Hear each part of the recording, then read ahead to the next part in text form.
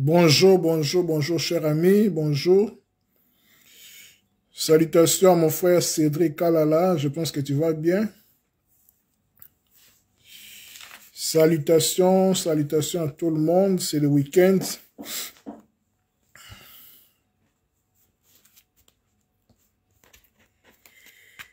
Nous allons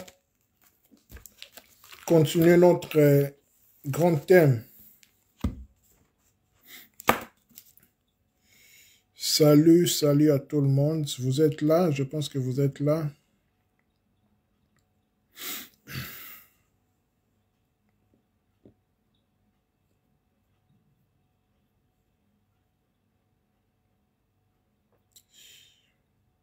Salut, salut, salut.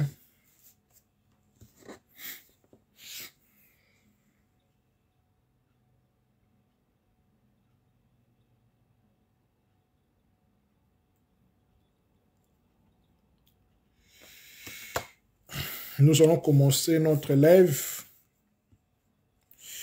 D'habitude, c'est le soir, mais bon. J'ai décidé, comme c'est le week-end, de le faire maintenant, parce que les après-midi, d'habitude, le samedi, c'est... D'habitude, ce sont les matchs, pour ceux qui sont intéressés aux matchs, donc tout le monde presque est focalisé sur le championnat, et puis voilà. Moi aussi, voilà. C'est pour cela que j'ai estimé que je fasse ces lives maintenant à 12 heures, et puis voilà, et maintenant là, vers 13 heures, et puis à des après-midi que chacun va vaquer à ses occupations, quoi. Donc, chers amis, salut encore. Nous allons continuer notre grand thème que nous avions débuté la fois passée sur la Bible est un livre astro-théologique. La Bible est un livre astro-théologique que nous avions abordé la première partie où nous avions parlé sur les Christ et ses poissons. Nous avons un peu parlé aussi de l'ère actuelle des poissons. Voilà. Nous l'avions démontré dans la Bible et puis dans tout ce que nous avions dit. Donc, aujourd'hui, nous allons continuer sur la même lancée. La même lancée. Nous allons continuer sur la même lancée par rapport au grand thème. La Bible est un livre astro-théologique. La première partie se trouve sur mon mur, comme vous le savez, se trouve sur mon mur, et puis voilà. Aujourd'hui, c'est la seconde partie de notre grand thème. La Bible est un livre astro-théologique. Aujourd'hui, nous allons parler sur la crucifixion du Christ. La crucifixion du Christ, nous allons l'aborder selon l'œil spirituel, l'œil céleste. Nous allons aborder cela selon l'œil céleste. Nous allons élever nos yeux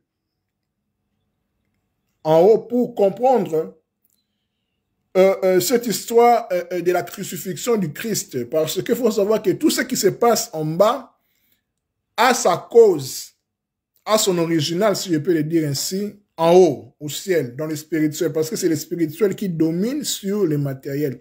Il n'y a rien qui se fait sur terre sans pour autant voir l'écho d'abord au niveau céleste ou au niveau spirituel. Vous comprenez? Donc, si vous avez des questions, n'hésitez pas à poser-les. Voilà, comme d'habitude, comme vous savez, c'est un partage. Nous partageons la connaissance. Voilà.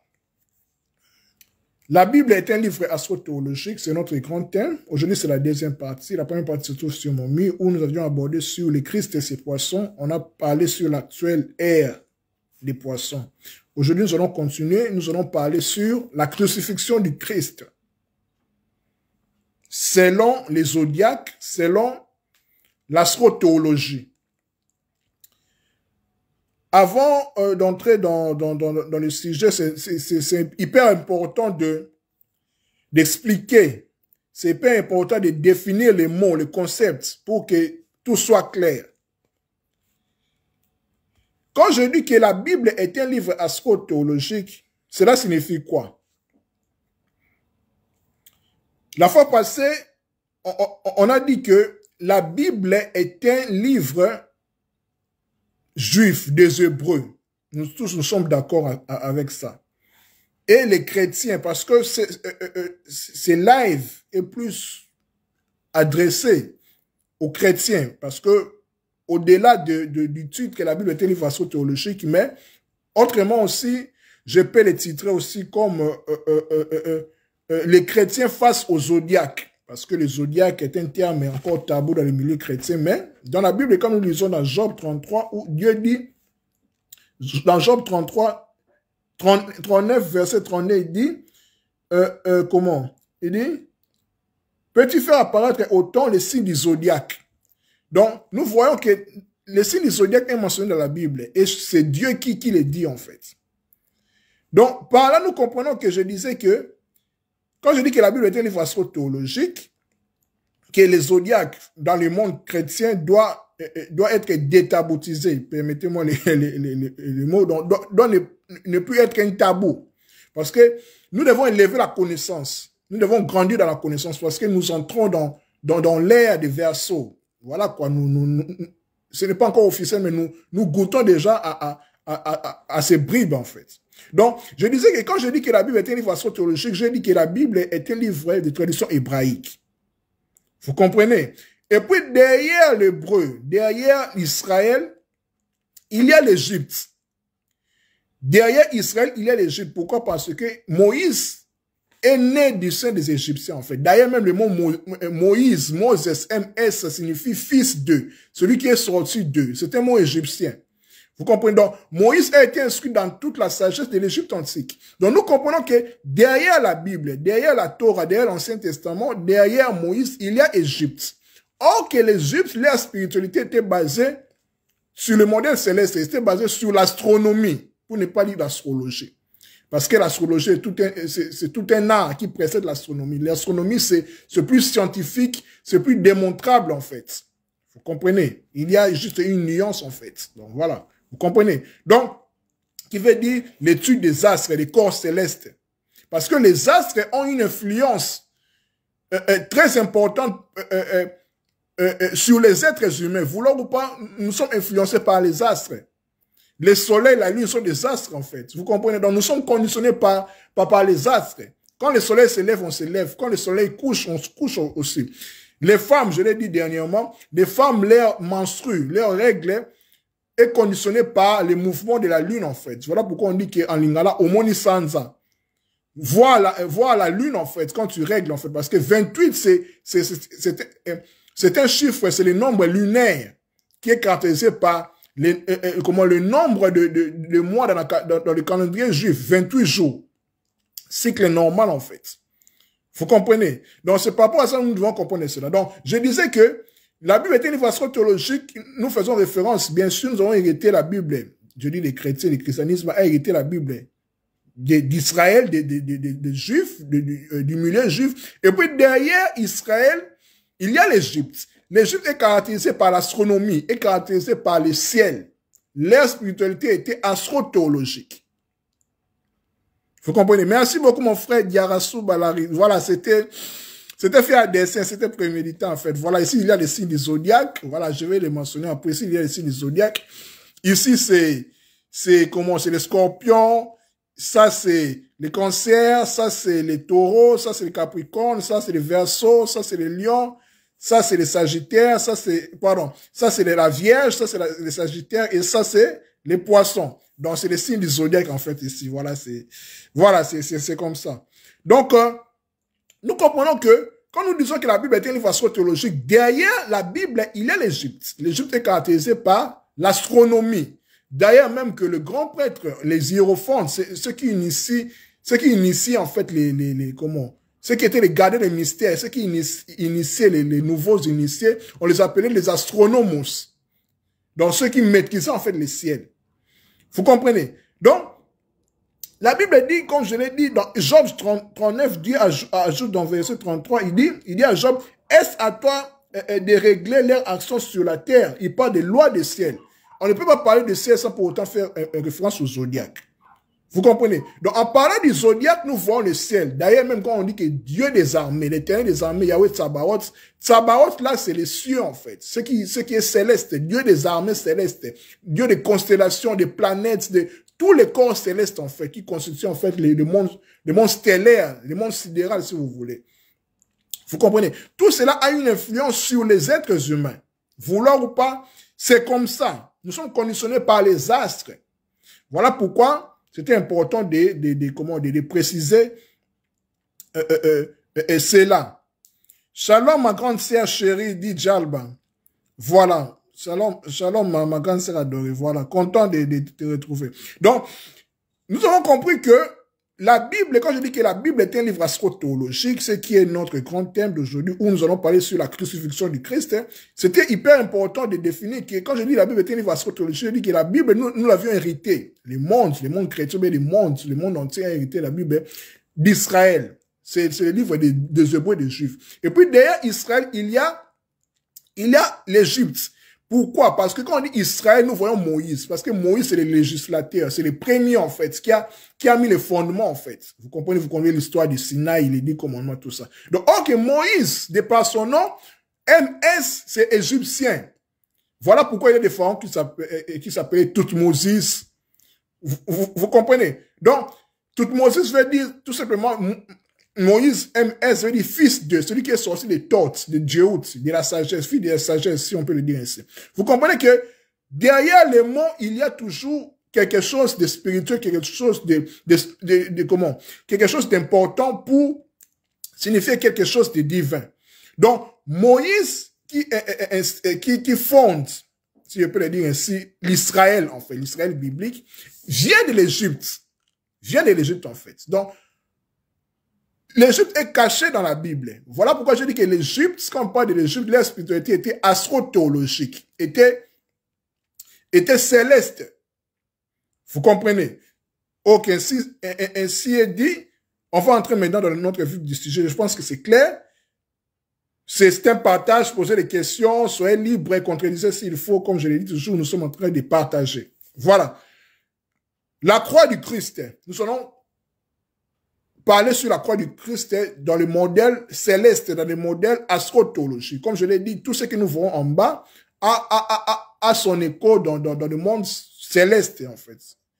Vous comprenez, c'est la loi de la correspondance, de l'analogie. Tout ce qui est en haut est comme tout ce qui est en bas. Tout ce qui est en bas comme tout ce qui est en haut pour faire le meilleur que d'une seule chose. Que ta volonté soit faite sur la terre comme on sait. C'est comme ça, en fait. Parce que l'univers est un.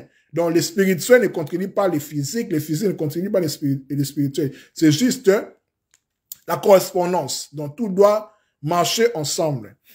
Voilà. Parlons maintenant de la crucifixion du Christ, hein, selon le modèle astrothéologique, le modèle zodiacal. D'abord, il faut savoir que quand nous parlons du zodiaque, je l'ai démontré hier, c'est toujours important de signifier cela. Parce qu'on parle du zodiaque, c'est le cercle. Zodiaque veut dire, c'est un mot grec qui vient de zoé, zoé qui veut dire vie, et diakos qui veut dire roue. Donc c'est la roue de la vie. Parce que, pourquoi vie? Pourquoi zoé? Parce que quand on parle du zodiaque, il y a des constellations en de forme des animaux. Bien sûr, les constellations sont des ensembles des étoiles, de plusieurs étoiles. Donc, ils ont des formes des animaux. C'est pour ça qu'on dit zodiaque. Les animaux sont des vivants. Des êtres vivants, si on peut les dire. Vous comprenez? D'ailleurs, même quand on dit que les 4 êtres vivants font référence aussi aux 4 étoiles fixes du zodiaque. Quand on parle du Verseau, le taureau, le lion et l'aigle, ça se réfère aux 4 étoiles fixes qui est dans le ciel. Vous comprenez? Voilà pourquoi ça nous réaffirme encore que la Bible est un livre astrothéologique. Je continue. Je pense que jusque-là, c'est clair. Voilà. Quand nous parlons sur la crucifixion du Christ, donc nous comprenons directement que dans les zodiaques qui est, comme je l'ai dit, c'est la roue de la vie de par son étymologie, de par sa définition, il y a la croix ici. Donc, le cercle est la croix, parce que les zodiaques, qui est le cercle, doit être subdivisé, en fait. C'est la croix, je vais l'expliquer. C'est la croix. Et puis, je vais démontrer la crucifixion du Christ qui nous concerne aussi, parce que La Bible est très importante. Quand nous lisons la Bible, tout ce que nous lisons dans la Bible, dans les livres sacrés, nous concerne en fait. Ça doit concerner l'être humain. Autrement, ce n'est pas intéressant en fait. Ce n'est pas intéressant. Parce que quand nous lisons la Bible, il faut que nous voyons nous-mêmes là. Parce que Paul le dit, la Bible est un miroir. Nous sommes transformés de gloire en gloire. Donc il faut que nous voyons dans les Écritures en fait, dans la Bible ou bien dans d'autres livres sacrés. Vous comprenez? Parce que c'est comme un testament en fait. C'est comme un héritage pour nous. Parce que la majeure partie des êtres humains sont des religieux. Quand je dis religieux, la majorité de 7 milliards de personnes, il y a moins des athées que des croyants, en fait, chrétiens, et puis ainsi de suite. Vous comprenez? Donc, c'est très important parce que les êtres humains sont plus identifiés par leur religion, en fait. Je suis chrétien, je suis musulman, je suis ainsi. Donc, c'est très important de comprendre. Et quand nous abordons les livres sacrés, particulièrement la Bible, hein,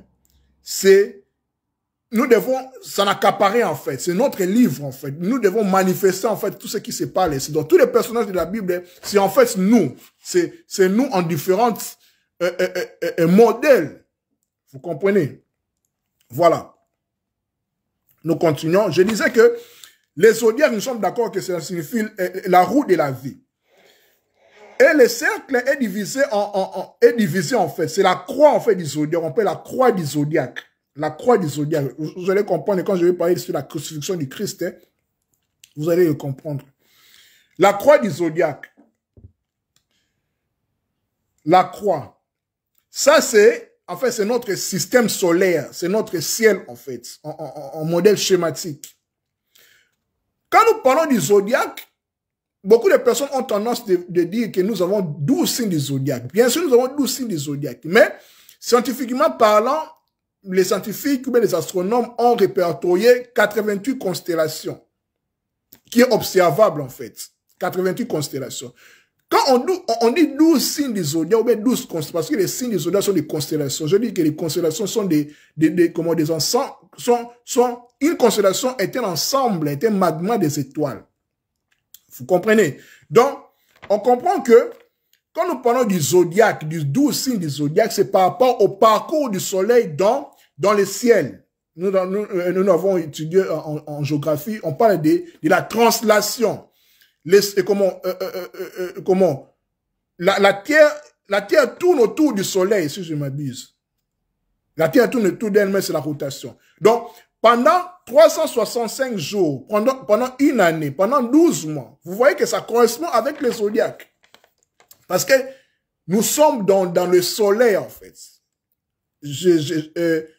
La fois passée, j'ai introduit quand je parlais sur la première partie, quand nous lisons dans Genèse chapitre 1, verset 14, on dit que Dieu, au 4e jour, a créé les luminaires, le soleil, la lune, pour fixer les calendriers, les fêtes, tout cela. Donc, nous sommes conditionnés par cela, en fait.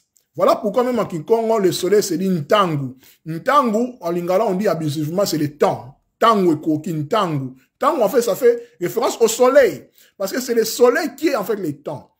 Donc, nous sommes conditionnés par le soleil. Aussi par la lune. Les deux grands luminaires. Voilà pourquoi quand nous lisons dans Ecclésiaste, on dit que il y a un temps pour chaque chose. Quand nous lisons tout cela, il y a 28 en fait. Il y a 14 bons, il y a un temps pour pleurer, un temps pour se réjouir. Donc, il y a toujours deux. Quand nous lisons tout cela, il y a 28. 14 bons, 14 mauvais. 28 qui nous ramène, comme je l'ai dit tantôt, c'est un chiffre lunaire. Ça fait référence aussi au cycle menstruel des femmes, en fait. En général, c'est 28 jours. Donc, nous voyons que les astres, nous sommes conditionnés par les astres, par l'influence des astres. Vous comprenez? Donc, c'est par rapport à cela. Donc, le soleil et la lune sont là pour nous fixer le temps, en fait. Et puis, tant que le soleil et la lune sont là, il n'y aura pas, je vais choquer, il n'y aura pas la fin du monde, comme les gens pensent qu'il y a la fin du monde. Non, il n'y a que la fin d'une ère, pardon, ou bien la fin d'un temps. Voilà pourquoi on dit la fin du temps, la fin des temps. Ce n'est pas la fin du monde, tout, non. Tant qu'il y a le soleil et la lune, il y aura toujours, c'est la fin, parce que nous tournons, en fait, voilà. Je disais que, voilà, nous avons les zodiacs, je disais que c'est 12 signes par rapport au soleil, parce que le soleil parcourt le ciel, mais parcourt la terre, en ce qui nous concerne, pendant 365 jours. 365 jours, et ou bien 366 jours pour les années bissextiles, qui fait référence comment, à la mesure du cercle. Le cercle à 360 degrés. Le cercle à 360 degrés. Vous comprenez, 360 degrés, 360 degrés, un degré, c'est un jour. Vous allez me demander, alors les 5. Les 5, en fait, ça fait référence on appelle ça les jours épagomènes. Je pense que j'ai prononcé bien les mots. Ça faisait référence aux 5 divinités majeures en Égypte. Voilà pourquoi le cercle qui fait référence à l'année, au parcours du soleil pendant une année, pendant 365 jours, pendant 12 mois, qui fait référence aux 12 signes du zodiaque par rapport au soleil. Vous comprenez? Dans 12 signes du zodiaque, qui va? Là, je suis déjà entré dans le vif du sujet, mais je précise plus sur les zodiaques parce que c'est très important de comprendre cela avant de parler sur la crucifixion de Christ en ce qui nous concerne. Je disais que ça, c'est les zodiaques, ça, c'est la croix. La crucifixion, la croix, en fait, c'est la croix. Parce que l'année est divisée, en fait. L'année est subdivisée en 365 jours, bien sûr, et subdivisée en 12 mois. Donc, 12 mois fait référence aux 12 signes du zodiaque parce que chaque signe du zodiaque correspond à un mois. Vous comprenez? Nous allons l'expliquer.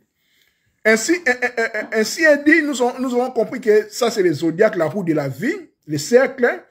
Et puis, il y a la croix qui est subdivisée, qui va diviser les 12 mois, en fait, les 12 signes du zodiaque. C'est-à-dire que 12, ça, c'est le soleil qui parcourt. Ça va comme ça, en fait, comme l'aiguille de la montre, ça part comme ça, en fait. Vous comprenez? Ça part... chez moi, en fait, ça part comme ça. Voilà, vous comprenez, parce que c'est inversé, en fait, vous me comprenez.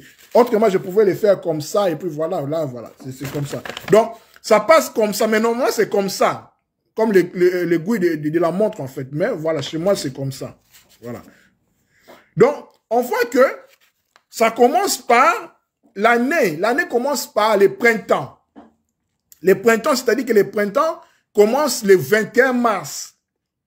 Vous allez me dire que l'année commence en janvier. Bien sûr, parce que janvier, c'est par rapport au calendrier grégorien, calendrier romain. Mais par rapport au zodiaque, c'est par rapport... Comme nous sommes dans la Bible, c'est par rapport à l'introduction de la Pâque. L'introduction de la Pâque, quand nous sommes dans l'Exode 12, quand comment les enfants d'Israël sortirent de l'Égypte, Dieu dit à Moïse d'instaurer la Pâque, en fait, de tuer l'agneau, ainsi de suite. Ça commence au mois de Nisan. Nisan qui correspond à notre mois de mars. Mars, avril, en fait, la Pâque. C'est la Pâque, en fait. C'est l'introduction de la Pâque. La Pâque, c'est... comment? La Pâque, c'est la première fête, en fait. C'est le printemps. Parce que ici, c'est par rapport aux 4 saisons. Je pense que c'est clair jusque-là. Si ce n'est pas clair, dites-le moi et puis nous allons, voilà, quand nous allons l'expliquer. Vous comprenez? Donc, ça commence au printemps, le 21 mars. Le 21 mars, c'est comment? C'est le printemps. Ça finit au 21. Le printemps termine le 21 juin, c'est 3 mois. Parce que chaque saison dure 3 mois, 3 mois, 3 mois. Il y a 4 saisons, donc 12 mois. Vous comprenez? Et puis, chaque saison est subdivisée en 3 mois, donc 3 signes du zodiaque. En ce qui concerne le printemps, ça commence le 21 mars qui se termine au 21 avril. Après cela, pardon, le 21 mars jusqu'au 21 juin, dans ça, il y a 3 mois, donc 3 signes du zodiaque. Dans le printemps, il y a le signe du... L'ère actuelle, en fait, le printemps commence par les poissons, c'est pas les béliers, c'est les poissons, en fait. Quand nous entrons le 21 mars jusqu'au 21 avril, c'est les poissons.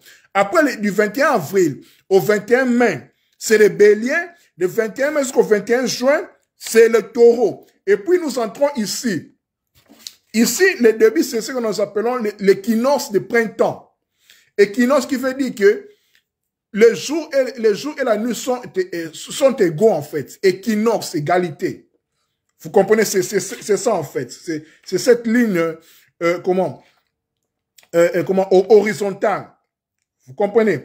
Et puis quand on termine le printemps, on arrive ici, c'est ce que nous appelons le solstice d'été. Solstice, sol, c'est le soleil. Ça veut dire que à l'été, les jours sont plus longs que la nuit. Voilà pourquoi en Europe, en Occident, dans l'hémisphère nord, on parle de l'heure d'été. Ou l'heure, voilà, plus 1. Et puis ça tourne et ça continue. Et puis après l'été, comme je vous ai dit que chaque saison a 3 mois. Pour le printemps, je répète, c'est les poissons, les béliers et les taureaux. Nous arrivons au solstice d'été. L'été, c'est le 21 juin. Du 21 juin au 21 juillet. Au 21 juillet, c'est les Gémeaux. Du 21 juillet au 21 août, c'est les cancers. Moi, je suis né le 27 juillet. Donc, je suis cancer. Je pensais que j'étais lion, mais je suis cancer, en fait. Vous comprenez? Parce que les poissons commencent le printemps. Et puis, à partir du 21, après les cancers, c'est les lions. Les lions, en fait, comme je l'ai dit, l'été commence le 21 juin jusqu'au 21 juillet. Du 21 juillet au 21 août, c'est les cancers. Et puis, le 21 août jusqu'au 21 septembre, c'est les lions. Le 21 septembre, l'été termine. L'été termine et puis nous entrons dans ce que nous appelons l'équinoxe d'automne. Le soleil commence à descendre, en fait. Du 21 septembre au 21 octobre, nous entrons, c'est le signe de la Vierge. Là, le soleil maintenant commence à descendre, à descendre, à descendre. À descendre. Excusez-moi. Voilà. À descendre. Et puis, du 21 octobre au 21 novembre, c'est comment la balance. La balance, et puis du 21 novembre au 21 décembre, c'est les scorpions. Là, le soleil maintenant met en descend vraiment. Là, maintenant, nous sommes dans les solstices d'hiver. Là, le soleil est mort, en fait. Le soleil est au plus bas. Au plus bas, voilà quoi. C'est la mort, c'est en bas. C'est en bas, vous comprenez. Et puis, le soleil continue du 21 décembre au 21 janvier. C'est les Sagittaires. Du 21 janvier au 21 février, c'est les Capricornes. Et puis, le 21 juillet jusqu'au 21 mars, les Verseaux. Et puis, du 21 mars, et puis ainsi de suite, ça continue à tourner parce que c'est les cercles. Il n'y a pas de fin, en fait. Il n'y a pas de fin d'une année ou bien non, ou bien du monde. En fait, le temps est cyclique. Le temps tourne. Nous tournons toujours inlassablement. Tant que le soleil et la lune sont là, nous tournons, nous continuons de tourner. Donc, vous voyez l'utilité de la croix dans les zodiaques. Donc, la crucifixion du Christ, et maintenant, nous allons parler par rapport à cela. Je pense que c'est clair par rapport aux zodiaques. Peut-être, tout au cours, avant de terminer, je vais répondre encore comment c'est chez moi pour si c'est important d'expliquer certaines choses. Donc, nous avons compris que la croix est hyper importante dans les zodiaques. En ce qui concerne le Christ, nous avons compris que la croix, c'est, comme vous avez vu, la croix, voilà quoi, Christ étant les bras, voilà l'homme dans la croix, et puis ainsi de suite. Le vertical et l'horizontal. Mes chers amis, ce que nous devons comprendre est que la position de la croix dans les zodiaques, comme je l'ai montré ici, nous permet de comprendre un certain nombre de choses. Comme nous parlons du Christ, d'abord je vais définir qui est Christ. C'est très important. Parce que quand nous parlons du Christ, beaucoup de personnes directement pensent à Jésus. Ce n'est pas une erreur. Ils ont raison à leur niveau. Maintenant, il faut savoir que Christ n'est pas essentiellement n'est pas essentiellement un être humain. Christ, c'est un état. Christ, c'est une fonction, en fait, qui remonte depuis des temps, depuis belle lurette, en fait, depuis les temps anciens, depuis l'Égypte même. Parce qu'il faut savoir, comme je vous ai dit, que derrière la Bible, derrière l'Israël, c'est l'Égypte, en fait. Parce que le judaïsme vient de l'Égypte, vient du Kemet, si vous voulez. Vient de l'Égypte, en fait. Parce que Moïse sorti, Moïse est sorti, il sort, en fait. Il sort de l'Égypte, en fait. Celui qui est sorti des eaux, Moshe. Les eaux étaient les Nils, en fait. Qui dit Nil dit directement Égypte. On ne peut pas parler de l'Égypte sans pour autant faire référence au Nil. On dit que sans les Nils, l'Égypte serait un désert. Donc, les Nils étaient très importants, d'où Moïse était sorti, les eaux. Vous comprenez ce que je suis en train de dire? Donc, le principe Christ, qui n'est pas un être humain, Christ est comme je l'ai dit, est un état. Christ est une fonction. Je vais l'expliquer. C'est très important quand nous définissons le mot, il faut toujours recourir à l'étymologie, à son origine. Voilà pourquoi j'aime beaucoup de langues. Ça m'a permis de comprendre beaucoup de choses. C'est très important. Le mot Christ vient d'où? Le mot Christ, c'est français, bien sûr. Parce que le français, comme vous le savez, est une langue gréco-latine. Beaucoup de mots français sont des mots grecs et latins. D'ailleurs, quand je dis aussi théologique, théos, c'est Dieu, bien sûr. Dieu, mouvement circulaire, logique, logos, science de Dieu. Vous comprenez? C'est du grec, en fait, et du latin, et puis ainsi de suite. Mais les grecs et les latins viennent aussi d'une autre langue, ainsi de suite. Donc, en ce qui concerne Christ, Christ vient de l'Égypte avec les termes égyptiens qu'on appelle, c'est comme une abréviation, K-R-S-T. On peut dire Karaste, ou bien Kérésit, ou bien Kéreste. Kéreste qui faisait référence à Osiris, comme vous le savez. Osiris était le dieu des dieux. D'ailleurs, quand on dit Osiris, c'est comme le dieu suprême. En fait, ce sont des principes. Ce n'est pas forcément une personne qui a vécu. Non. Ce sont des principes, en fait, cosmiques, des principes spirituels. Vous comprenez? Qui doit se matérialiser au travers des êtres humains, en fait. Parce que c'est les spirituels qui dominent, en fait. Vous comprenez? Donc, Christ vient de K-R-S-T, Kares, Kérésit, qui faisait référence aux Osiris, comme je l'ai dit, qui signifie enterrement, mise en terre, ou bien sarcophage, cercueil, en fait. C'est rituelique, en fait. C'était des rituels. Karas, mise en terre. Voilà pourquoi dans la Bible, on nous dit que Christ dit que tant que les grains de blé ne meurent pas, il n'y aura pas de multiplication de fils. Je paraphrase. Donc, il faisait référence parce que il faisait référence au Christ, en fait. Au Christ qui était le principe qui devait mourir, les germes de Dieu. Les barres, les fils, en fait.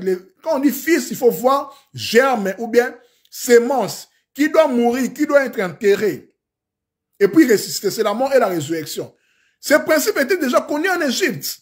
Voilà pourquoi j'ai mis dans un statut là, peut-être ça choquait beaucoup de chrétiens.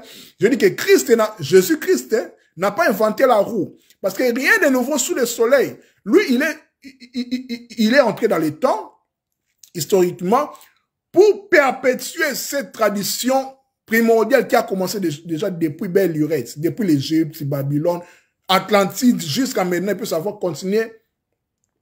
Toujours. Vous comprenez? C'est ça le principe que nous devons comprendre de Christ. Donc, je disais que Christ vient du terme égyptien. Bien sûr, Christ, c'est Christos en grec, qui fait des K-R-S-T, qui veut dire Kares, Kérésit, qui fait référence aux Osiris, qui veut dire enterrement, mise en terre, momie. Voilà pourquoi, quand je dis Osiris, Osiris c'est un nom grec. Mais Osiris, son nom égyptien, c'est Assar. Voilà pourquoi dans les récits de la résurrection de Lazare, c'est un récit. Bon, je ne dirais pas copier, parce que quand je dis copier, quand je dis que la Bible a copié, ça fait mal aux gens, je comprends. Mais je vais atténuer un peu. Bon. Voilà, copier, voilà. C'est adapté dans la Bible, comme je l'ai dit dans la résurrection de Lazare, qui est un texte qui remonte déjà depuis l'Égypte avec des textes de sarcophages et de pyramides. On nous parle déjà de la résurrection en fait d'Assar. Parce que Lazare vient de El-Lazarus. Lazarus. Assar, là, c'est Osiris, en fait. C'est Christ qui est ressuscité, en fait. C'est-à-dire que Jésus, qui est en fait Horus, dans les textes de sarcophages, on nous dit que Horus ressuscite son père parce que Osiris était tué par son frère ennemi Seth, qui donnera Satan, Seth. Vous comprenez? Donc, les récits de Lazare ressuscité par Jésus est une adaptation, pour ne pas dire une copie de Horus. Horus qui est le fils d'Osiris, qui ressuscite en fait son père Osiris. Osiris qui est grécisé, qui est grec, non grec, mais son nom égyptien c'est Assar. Assar qui donnait dans la Bible Lazare, et Lazarus. Donc, quand nous lisons dans la Bible que Jésus-Christ a ressuscité Lazare, il faut comprendre que ce n'est pas du nouveau en fait. C'est rituelique, c'est les rituels en fait de l'enterrement, de mise en terre, du sarcophage du roi, de la momie en fait. Osiris meurt, son fils Horus les ressuscite, donc ressuscite son culte, parce qu'il était tué en fait par son frère Seth. Vous comprenez? Et puis, ce qui est en fait un peu, je dirais, marrant ou bien la coïncidence, dans la Bible, on nous dit que les sœurs de Lazare, Marie et Marie de Madeleine, en Égypte, avec l'histoire de Horus qui ressuscite Lazare, et Lazarus qui donne Lazare, Assar, Osiris, il y a la présence de la déesse, des déesses Nephthys et la déesse Isis. Nephthys qui fait référence à Marie de Madeleine ou de Magdala, qu'on retrouve dans le récit de la résurrection de Lazare et de Marie. Marie, c'est Isis. Marie, c'est Isis, en fait. Marie, c'est Isis, la mère, la maman, la mère. Marie, c'est Isis. Et puis, Marie de Madeleine ou bien Marie de Magdala, c'est Marie de Mictal. Mictal, en fait, c'est Nephthys. Mictal, Magdala qui vient de l'Égyptien, en fait, Mictal. Voilà pourquoi quand vous voyez dans les hiéroglyphes, dans les iconographies, dans les dessins, Marie de Magdala, Marie de Mictal, ou bien Nephthys, est représentée sur sa tête avec une tour, en fait. Une tour, en fait. Mictal, Magdala, c'est la tour, Marie, la tour. Et puis Isis, qui fait référence à Marie dans la Bible, hein, c'est avec comment un siège. Voilà pourquoi Isis, son nom c'est grec, mais en égyptien c'est Aset, A-S-E-T, qui donnera en fait en grec Sith, tout Sith. C'est inversé en fait, c'est l'anagramme de tout Sith. La siège en fait. Donc, dans les temps anciens, c'était les prêtresses en fait qui dominaient en fait, qui initiaient en fait les rois. Qui intronisait en fait les rois en fait. Donc ici c'était la prêtresse, la reine en fait.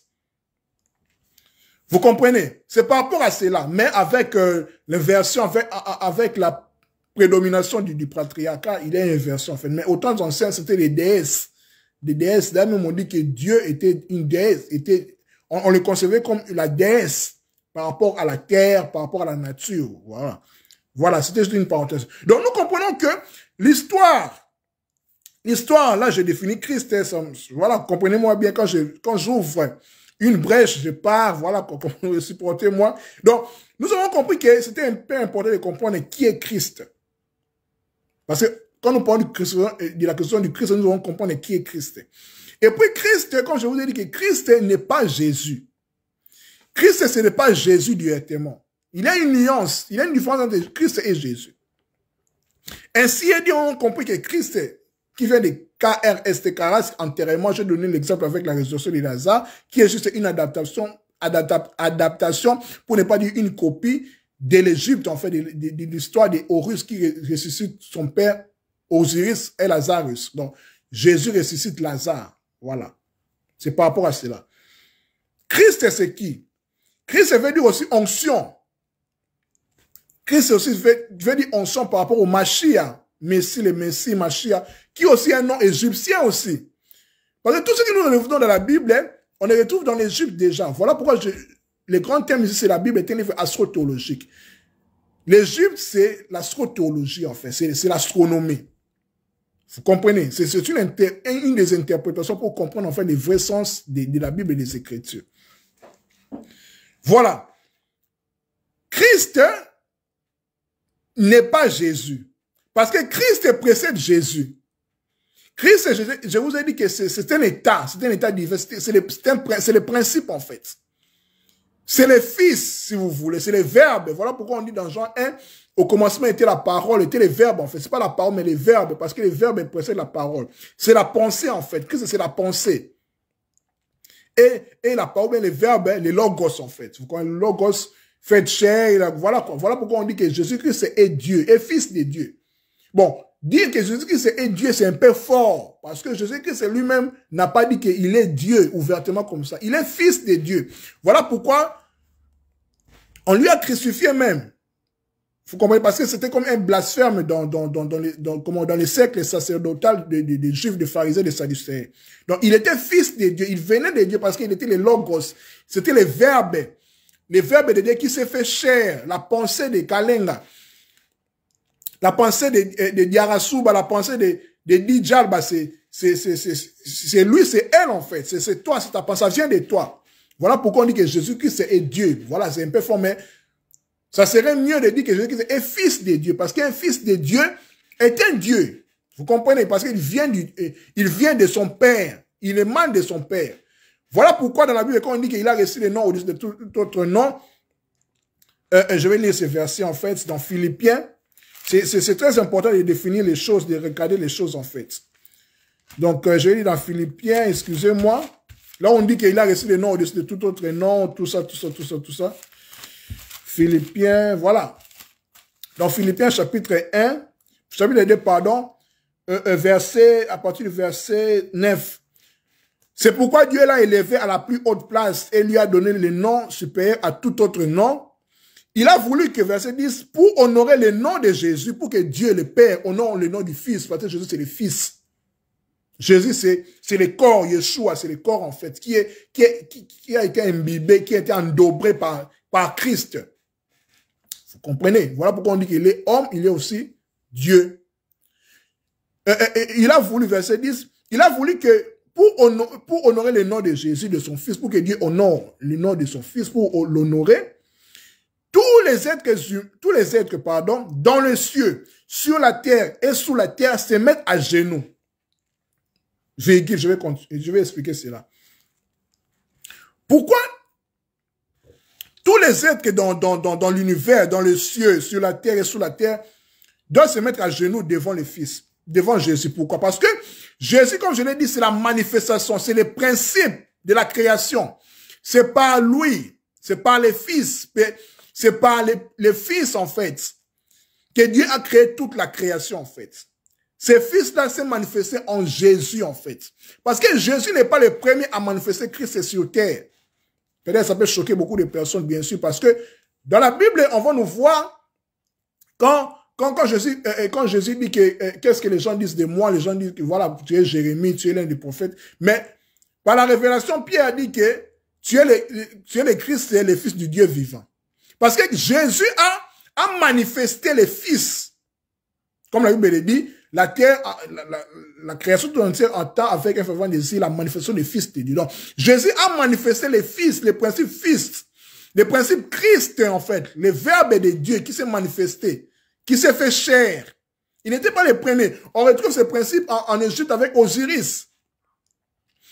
En Mésopotamie avec Marduk, Marduk, tout ça. On retrouve ça en Grèce avec Dionysos, Bacchus, tout ça. Donc, c'est un principe qui traverse les âges, mes chers amis. Merci beaucoup, mon frère Shalom. C'est astrologique, en fait. C'est astrologique parce que c'est fait à dessin. Donc, il a les signes du zodiaque ici, voilà. Vous comprenez? Donc, c'est très important de comprendre cela. Donc, je disais dans le verset 10, il a voulu que pour honorer le nom de Jésus, de son Fils, Dieu a voulu, le Père a voulu honorer le nom de Jésus. Tous les êtres dans les cieux, sur la terre et sous la terre se mettent à genoux. Parce que Dieu a créé le monde par sa parole, par son verbe en fait. Son verbe s'est manifesté en Jésus. En Jésus, dans la Bible bien sûr, mais Jésus n'est pas le premier. Là, nous sommes dans les sphères chrétiennes en fait, dans les sphères chrétiennes. Mais avant la Bible, les principes qui s'est manifesté déjà depuis, quand je vous ai donné l'exemple avec l'Égypte, avec Osiris, avec Marduk, et puis Christ même en Inde, comment, chez les Mexicains là-bas, en Amérique, avec Quetzalcoatl, tout ça. C'est un principe qui s'est manifesté dans toutes les traditions, dans toutes les traditions des peuples du monde. Vous comprenez, là, nous sommes dans la Bible. Se mettre à genoux parce que tout a été créé par les Fils qui s'est manifesté par Christ. Donc, toute la création doit se mettre à genoux devant lui. Verset 11, et que tous proclament à la gloire de Dieu le Père, Jésus-Christ est le Seigneur. Expliquons cela. Que tous proclament à la gloire de Dieu le Père, parce que toute la gloire revient à Dieu, au Père. Les dieux, c'est le Père qui engendre, le Père qui crée par le Fils, par sa parole, le Fils qui s'est manifesté en Jésus, comme je l'ai dit. Vous comprenez? Jésus-Christ est le Seigneur. Le Seigneur ici, c'est, en grec, c'est, en hébreu, c'est Adonai, ou bien Kurios. Donc, Jésus, ici, quand on dit que Jésus-Christ est le Seigneur, en fait, il a reçu le nom de son Père, en fait. Voilà pourquoi il est Yeshua, qui vient pour sauver. C'est Dieu qui sauve. Ok, Dieu ne peut pas sauver le peuple sans pour autant ne pas s'incarner. Il doit s'incarner, en fait. Il doit se revêtir, comment? De la chair. Voilà pourquoi on parle de l'incarnation. Dieu s'est fait chair. Voilà pourquoi les chrétiens disent que Jésus-Christ est Dieu. Je suis d'accord. Mais Dieu, pas dans le sens qu'il est le Père, Dieu, le Père. Non. Il est le Fils de Dieu. Parce que Jésus-Christ lui-même n'a pas dit qu'il est Dieu. Non. Voilà pourquoi ça fait confusion quand on dit que, mais quand on dit que Jésus-Christ est Dieu, quand il était sur terre, il priait qui? Vous voyez la confusion. Ok, il priait en fait le Père, celui que personne n'a vu. Personne n'a vu. Mais personne n'a vu Dieu, comme j'en ai dit, mais c'est le Fils a vu le Père. Pourquoi? Parce que le Fils, c'est la pensée de Dieu. C'est Dieu lui-même, en fait. Au commencement, était la parole, était le Verbe, était la pensée de Dieu. Et la pensée de Dieu était Dieu. En fait, c'est Dieu lui-même. Mais Dieu était invisible, mais il doit se manifester pour sauver l'humanité. Voilà pourquoi on parle de la rédemption, de la grâce. Il devait se manifester par la personne de Jésus, Yeshua, qui s'est imbibé, qui a revêtu en fait le Christ et le divin en lui. Voilà pourquoi on dit que Jésus-Christ est le Seigneur. Il prend cette seigneurie-là de son Père. Dieu l'a donné en fait cette seigneurie-là. Écoutez-les. Tous genoux fléchissent devant lui. Pourquoi? Parce que c'est le Fils, c'est la manifestation du Fils, d'où tout a été créé. Voilà pourquoi on dit que tous les êtres qui sont dans le ciel, sur la terre, se mettent à genoux devant Jésus. Jésus-Christ, qui est la manifestation du Verbe de Dieu, qui est la manifestation du Fils. Et puis ce principe Fils n'est pas seulement à Jésus. Le principe du Fils doit se manifester au travers nous tous les êtres humains. Voilà pourquoi Paul dit que la création tout entière attend avec un fervent désir la manifestation des fils de Dieu. Fils, ici, comme je vous ai dit, c'est la sémence, c'est les germes.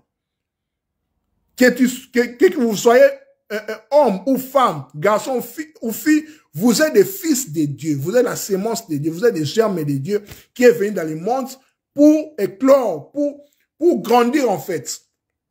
Vous comprenez? Donc, tout le monde est fils de Dieu. Voilà pourquoi Christ, ce principe-là, devait mourir, devait être enterré. Je vous ai dit ici, Christ vient de KRST, Karaste, qui fait office de l'enterrement, du rituel de l'enterrement, de la momie en fait. Je vais vous donner un exemple avec Lazare. Vous comprenez? Donc, au risque qu'il ressuscite son père Lazare, les cultes en fait. Donc, tout le monde doit ressusciter en fait. Voilà pourquoi Paul dit que nous sommes des morts, nous devons ressusciter. Parce que Christ est en nous, Christ doit apparaître en fait. Parce que c'est notre portion de la gloire. Notre gloire, c'est Christ, c'est notre vie. Voilà pourquoi même Paul n'est pas compris en fait. Paul n'est pas compris, son évangile n'est pas compris en fait. Parce qu'il enseigne les principes Christ, parce qu'il s'est révélé dans Actes 9, quand Christ s'est révélé, Jésus s'est révélé à lui, il s'est révélé à lui pas physiquement, mais lumière. Le Christ est de Paul, le Jésus de Paul, es-tu lumière? Au commencement était la, pardon, au premier jour, que la lumière soit. La lumière là, c'est Christ en fait, c'est manifesté par Jésus. La lumière là, c'est Jésus en fait. C'est Christ, c'est la lumière. Il dit que je suis la lumière du monde. Or que la lumière du monde, c'est quoi? Il dit aussi que vous êtes la lumière du monde. La lumière du monde, c'est quoi? La lumière du monde, c'est le soleil. C'est le soleil. Voilà pourquoi nous parlons du zodiaque. Nous revenons au soleil. Au soleil. Donc, la crucifixion du Christ. Parce que, autrement dit, on peut dire la crucifixion du soleil. Qui nous concerne aussi parce que nous sommes du soleil. Vous êtes le soleil, vous êtes Christ. Parce que l'histoire de Jésus, si nous lisons dans la Bible, ça nous concerne en fait. Ça concerne chacun de nous. Nous devons les manifester en fait. Voilà pourquoi il dit que vous ferez plus que moi, mais vous ferez plus que moi. Parce qu'il est en fait le précurseur, le pionnier. il y a les chemins qui nous montrent la route. C'est à nous maintenant de les manifester. Mais malheureusement, dans l'église, on nous a mis dans un carcan, ou je peux le dire, dans une prison, où on voit seulement l'historique en fait. Au nom de Jésus, oui, bien sûr. Mais il dit que vous serez heureux si vos noms sont inscrits dans le C. Vous comprenez? Donc, parce que nous devons manifester ces principes Christ-là, nous devons manifester que Jésus, en fait, comme Jésus était, comme nous devons aussi être. C'est tout un processus à faire. Vous comprenez? Donc, la crucifixion du Christ, ou bien du soleil, quand on parle du soleil, nous parlons du zodiaque. Le soleil a 12 signes. Voilà pourquoi Jésus-Christ avait 12 apôtres. Jacob, qui était le soleil selon l'interprétation de son fils Joseph, était le soleil. Quand nous disons Israël et les 12 fils, on parle du soleil en fait, du zodiaque. Voilà l'objet de notre thème, grand thème, la Bible est un livre astro-théologique. C'est le ciel en fait. Vous comprenez, l'éternel des armées, Yahweh Tsabaoth. Tsabaoth, c'est les cieux, c'est le corps céleste en fait. Vous comprenez, théologie, comme je vous ai dit, théos, Dieu. Mais selon Platon, vient du verbe ten. Ten qui veut dire en fait, circuler un mouvement. Dieu est mouvement. Le soleil, c'est comment circule en fait, tourne en fait. Vous comprenez? Donc la crucifixion du Christ, pour conclure, est que nous devons comprendre que nous sommes d'abord esprit. En réalité, un homme, c'est l'esprit. Nous venons dans le monde par l'incarnation. Nous entrons dans la roue de l'incarnation. Des incarnations, si vous voulez. Parce que le zodiaque est une roue qui reçoit chaque être humain qui vient dans le monde céleste, en fait. Il entre. Voilà pourquoi en Grèce, on parle du serpent qui se mord la queue. Ouroboros, le cercle, en fait. Donc nous entrons dans ce cercle, en fait. Dans la tradition bouddhiste, on parle du samsara, la roue des incarnations. Nous entrons dans cette roue, en fait. Voilà pourquoi quand tu nais, moi je suis né le 27 juillet 1987, je suis né quand le soleil était dans les cancers, dans la constellation du cancer. Vous comprenez? Voilà pourquoi Christ est non seulement les poissons, comme on a dit dernièrement, mais aussi l'eau vive du verseau. Voilà pourquoi quand on dit que l'ère du verseau, je viens bientôt. Quand nous allons entrer dans l'ère du verseau, il y aura un autre Messie qui va venir en fait. Quand on dit je viens bientôt. Je viens bientôt là, on ne sait pas quand. Mais quand nous lisons le ciel, nous pouvons situer en fait quand est-ce que Jésus va venir. Là peut-être pour beaucoup de personnes, je vais blasphémer, mais c'est la lecture du temps, en fait. Parce que dans chaque ère doit venir un Messie.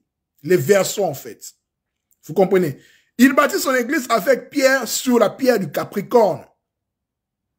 Il est un Dieu en rapport avec la mort. Les scorpions, en fait. Il est mort au 9e heure quand nous comptabilisons les scorpions et les 9e signe du zodiaque. Il meurt dans les scorpions. Il est le soleil de justice. Qui dit soleil dit le lion, parce que le soleil étant une planète demeure dans la constellation du lion. Les lions, quand nous voyons les lions avec sa crinière, tout ça, c'est le soleil, en fait, les rayonnements. Le soleil. Christ est né dans la crèche. Quand on parle de crèche, c'est le nom que les Grecs désignaient pour parler du cancer, de la constellation du cancer. Je suis cancer, en fait. Je suis né le 27 juillet 1996. Donc, je suis cancer. Christ est né entre le bœuf et l'âne. Le bœuf fait référence au Gémeaux et l'âne fait référence à la constellation de l'un des anneaux situés dans les cancers. Vous comprenez? Donc, Christ étant le soleil manifeste tous ces 12 signes du zodiaque. Parce qu'il les parcourt, en fait. Il prend des formes, en fait. Donc, je disais que quand j'étais né, j'étais entré, vous aussi, nous tous, quand nous étions nés, nous sommes entrés dans cette roue de vie, en fait, dans les zodiaques. Nous sommes confrontés par la croix du zodiaque, parce que nous devons parcourir cette roue en nous confrontant dans les domaines spatio-temporels. Nous entrons dans l'espace-temps. Nous entrons dans l'espace-temps. Voilà pourquoi nous parlons du zodiaque. Parce que nous sommes d'abord esprits, nous entrons dans la roue des incarnations. Je suis né le 28 et le 27 juillet, comme je l'ai dit quand le 27. Je suis né cancer, d'autres personnes sont nées bélier, voilà. Donc tout le monde, tout être humain, chrétien que tu peux être, tu es né dans un signe du zodiaque. Voilà pourquoi on dit que tu es bélier, tu es poisson. Beaucoup de chrétiens disent non, c'est diabolique. Non, non, c'est pas diabolique. Ce sont des principes en fait, c'est pas diabolique. C'est comme ça. Tu es né pendant que le soleil était dans l'un des signes du zodiaque, l'un des 12 signes du zodiaque. Parce que comme je vous ai démontré tantôt, le cercle est 360 jours, 365 jours, subdivisé en 4 ici. Voilà quoi, je vous ai démontré ici. Chaque signe du zodiaque, c'est 30 jours, 30 jours. Quand vous faites, 360 divisé par 12, c'est 30. Donc, 30 degrés, 30 jours, 30 jours, 30 jours, 30 jours, 30 jours, c'est 360 jours. C'est le temps, donc c'est le soleil. Donc, la crucifixion du Christ, c'est la crucifixion du soleil. C'est juste que vous et moi étant le soleil, nous entrons dans la roue du zodiaque qui est en fait, qui a une croix en fait. Une croix pour déterminer les deux équinoxes, équinoxe de printemps et d'automne et les solstices d'été et d'hiver. Nous sommes confrontés ici en fait. Portez votre propre croix. Vous comprenez? Donc, la croix, comment je peux le dire? La croix en hébreu, c'est dit Tseleb. Tseleb qui veut dire aussi la maison de l'ombre, en fait. Vous comprenez? Donc, c'est par rapport aussi à ça. Donc, nous sommes entrés dans la roue des incarnations. Nous sommes revêtus de la chair et du sang. Nous sommes esprits, en fait. Comme Christ est venu dans le monde, par Jésus. Il dit que tu n'as voulu ni sacrifice ni holocauste, mais tu m'as formé un corps. Ce corps-là, c'est Jésus. C'est Christ qui dit en fait dans l'éternité. Parce que Christ est bien marché à son âme. Son âme est créée avant la création du monde. C'est la tradition juive. Vous comprenez, c'est comme ça. Donc, vous êtes Christ et vous êtes le soleil. Vous êtes né, vous entrez dans l'un des 12 signes du zodiaque pour manifester votre aspect solaire. Vous comprenez? Je pense que c'est très important. La fois prochaine, je vais parler sur les zodiaques, en fait, sur la signification des signes du zodiaque, en fait. C'est très important pour nous faire comprendre. Les cancers, c'est comment quand tu es cancer, tu es comment quand tu es bélier, voilà. Tu vois? Donc, ce n'est pas la sorcellerie, ce n'est pas l'occultisme, mais ce sont des sciences, ce sont des choses qui sont déjà là. Mais, malheureusement, dans le monde chrétien, tellement le niveau est bas, il y a trop de tabous. Or que le signe du zodiaque est dans la Bible. Parce que nous ne voulons pas connaître, nous ne voulons pas apprendre. Or que l'église doit être une école. Quand nous partons à l'église chaque dimanche, on doit se mettre dans la tête que je pars à l'école pour apprendre. De la même façon que nous partons à l'université, à l'école, nous devons apprendre. L'église doit former les élites parce que la création tout entière attend la manifestation des fils de Dieu. Or que les fils de Dieu devaient être doivent sortir du christianisme, doivent sortir des églises, en fait. Voilà pourquoi Christ, un chrétien ne doit pas être bête, ne doit pas être idiot. Christ, c'est la sagesse de Dieu. Il y a en Christ toute la sagesse de la connaissance et les trésors de la connaissance et de la sagesse de Dieu. Christ est plus que Salomon. Vous comprenez? Salomon était plus, comme la Bible dit, était plus que les Égyptiens, les Chaldéens, tout cela. Ok. Et c'était les cieux, et c'était la connaissance avancée. Mais Christ est plus que Salomon, Christ est en nous, qui doit paraître en fait. Vous comprenez? Donc voilà pourquoi il y a la crucifixion du Christ. La crucifixion du Christ veut tout simplement dire l'incarnation du Christ que tu es. Tu entres dans la roue du zodiaque avec la croix, la crucifixion. Pourquoi? Parce que qui dit croix dit la mort. Dit la mort, nous mourrons en fait, parce que l'incarnation c'est la mort. La mort parce que notre corps, comme dit Platon, le corps est le tombeau de l'âme. Nous sommes esprits, en réalité nous sommes esprits. Notre corps c'est juste notre tombeau, notre sarcophage. Voilà pourquoi le principe de KRST, karaste, enterrement, la momie en fait, qui doit ressusciter, qui doit naître. Voilà pourquoi Paul dit que vous êtes morts enterrés, crucifiés, mais vous devez ressusciter, anastasis en grec, l'éveil. Nous devons nous réveiller en fait, kolamuka, réveil. C'est ça en fait la vie éternelle, expérimenter la vie éternelle. La vie éternelle consiste à la connaissance de Dieu. le fameux verset de la Bible, tant aimé par les chrétiens, Dieu a tant aimé le monde, il a donné son Fils unique afin que quiconque croit en lui ait la vie éternelle. Ok. Mais qu'est-ce que la vie éternelle? Beaucoup de chrétiens pensent que la vie éternelle, bien sûr, quand tu meurs, voilà, là c'est déjà acquis. Parce qu'en soi déjà, la vie est déjà éternelle. En soi, la vie est déjà éternelle. Que tu sois chrétien ou pas, la vie est déjà éternelle. Parce que rien ne meurt, tout est vie. Vous comprenez? Vous comprenez? Donc, la vie éternelle, selon Jean 17, 3, c'est la connaissance de Dieu et de son envoyé Christ. Donc, il nous ramène à connaître toi-même. La vie éternelle, c'est la connaissance. Quand tu connais Dieu, en fait. Vous connaissez la vérité vous affranchira. La vérité, c'est connaître, en fait. Et ne pas s'oublier. Donc, c'est-à-dire que quand nous venons dans le monde, nous devons nous rappeler, en fait. Voilà pourquoi quand Christ, Jésus, de la Bible, Jésus-Christ est venu dans le monde, son enseignement était juste pour nous rappeler qui nous sommes. Nous devons manifester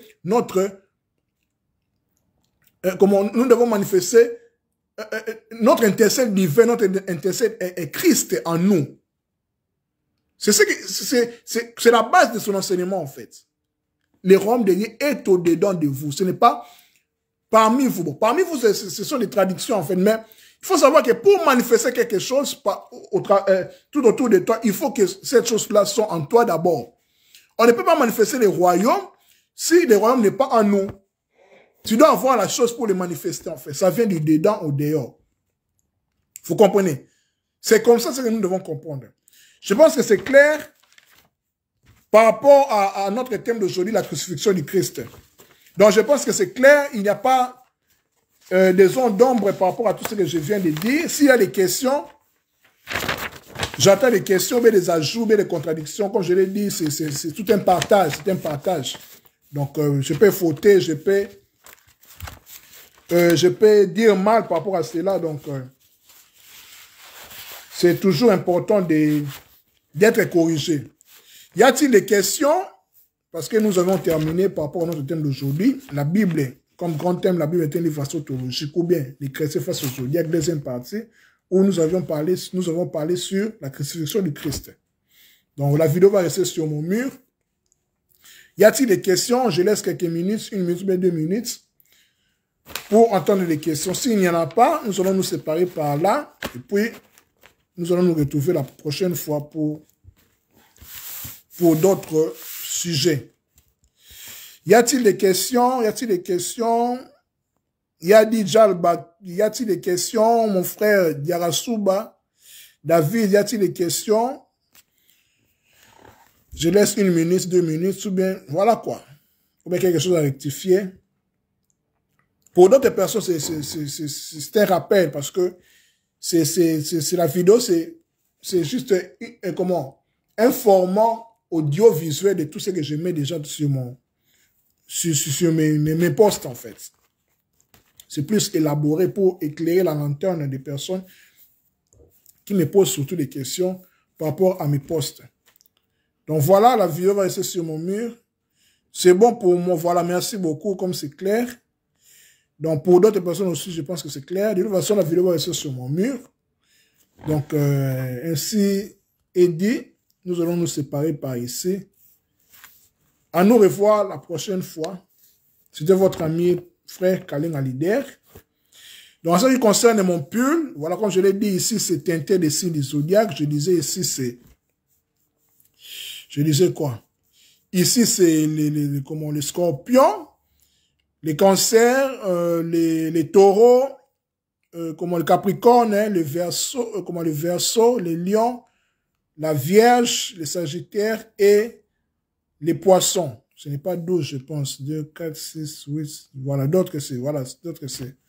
Derrière, voilà, c'était à dessein, en fait, parce que ça devait correspondre aussi à ce que j'ai dit par rapport à...